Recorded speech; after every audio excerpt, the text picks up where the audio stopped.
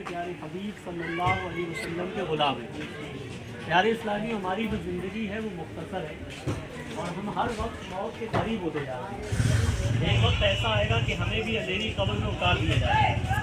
अल्लाह के हबीब सल्लल्लाहु अलैहि वसल्लम जब दीन इस्लाम की दावत हुजूर अलैहिस्सलाम देने के लिए निकले तो रिवायतों में आता है कि मक्का के अंदर कई मेले लगा करते थे और मेलों में लोग आसपास के इलाकों में मेले लगते थे और लोग मेलों में आया करते थे।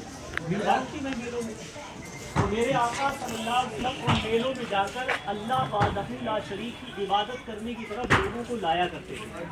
प्यारे प्यारे इस्लामी, हमारा असल जो मकसद है ना वो है अपने मौला को राज़ी करना, वो है अपने रब को राज़ी करना। और हमारा रब राज़ी होगा तो इंशाअल्लाह ये कारोबार में दिन दुगनी रात चौगनी तरक्की होगी। और रब कैसे राज़ी होगा? जब हम नमाज की बात करें, जब हम सच्चाई, ईमानदारी, दयानतदारी से इंशाअल्लाह काम करें, अल्लाह राज़ी होगा इंशाअल्लाह। अब मान लो काम तो हम कर रहे हैं, हम सब कुछ कर रहे हैं, लेकिन हम नमाजों से दूर हैं। अब जो रोज़ी देने वाली ज़ात है रब्बे कायनात, उसने ही फरमाया वाक़ीमुस्सलाह और नमाज कायम करो, और हम नमाज छोड़े क्यों? ये बहुत बुरी बात है।